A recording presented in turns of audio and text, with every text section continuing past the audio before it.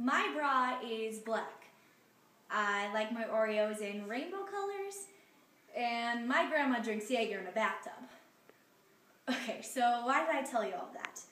Well, see, the bra thing is a status update for breast cancer awareness, and the Oreos were a picture on Facebook, raising support for LGBT people. And that last one about my grandma, I just made it up. Kind of. And now that you know that, well, nothing.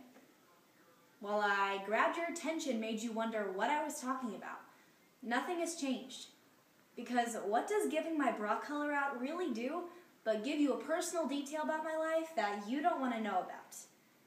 Well, most of you. In the past few years, people have been using social networking sites, predominantly Facebook and Twitter, to not just share pictures of their duck-faced sister or tweet those song lyrics that were obviously written about your life, but to become social activists. The problem is people are posting things online but not going anything farther than that. And instead of becoming the social activists they wish to be, they become social slacktivists. So today, let's first look at the significance slacktivism has on our generation, realize why slacktivism is creating a problem for our society, and finally, figure out some solutions to turn that hurtful slacktivism into helpful activism. But first, to realize the problem, we need to examine how slacktivism got its prevalence today. Jason Stern, a New York internet-based lawyer, explains, "Today's slacktivist is someone unwilling to leave their computer. So while they support the cause, they will do the lowest common denominator to support it." Two recent examples. A few months ago, my friend sent me that video about that African warlord Coney guy, only 30 different times, and no matter how many times they watched it, I don't recall one of them donating to the cause or actually going much farther than watching the video itself. And this November, my uncle sent the entire family email complaining about one of the candidates in this past election, yet he did not go to vote. Need more examples?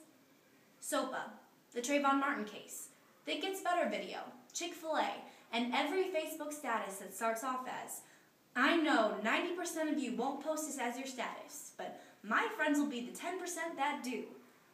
Those pictures and posts are seen more often and shared much faster. But after the initial post, while awareness may have been raised, that is not enough. The problem with slacktivism is it's preventing causes from receiving real support and real funds.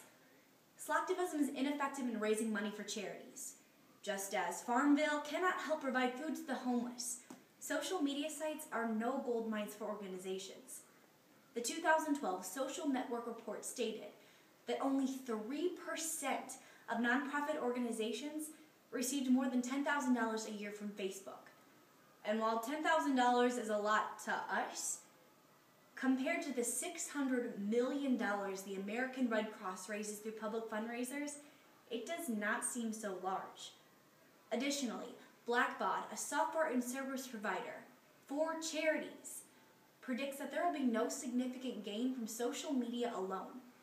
And not only is slacktivism ineffective in raising funds for charities, it's projecting this illusion of good to the people who are participating in it. The thought is that slacktivists are accomplishing something online. Thus, they don't need to engage in the real deal. But nonprofit organizations rely on volunteers to run their company. And without them, the company will fail. You see, slacktivism is helping in a completely pointless way. Because, I mean, really, how can letting the Facebook world know where you like it help raise breast cancer awareness? It just makes people feel uncomfortable. Did more women get mammograms because they figured out their coworkers' preference? Actually, after the post, mammogram screenings decreased. According to the American Cancer Society, the percentile of women 40 and older at the end of 2008 receiving mammograms was at 62.3%. 2 years later, right after the first bra color post, mammogram screenings had decreased by almost 20%. Thousands of females had participated in this activity online, yet it completely failed its purpose. You see, slacktivism makes you feel good, makes you believe you're part of something larger that will help a cause. But really, it's just a click of the mouse.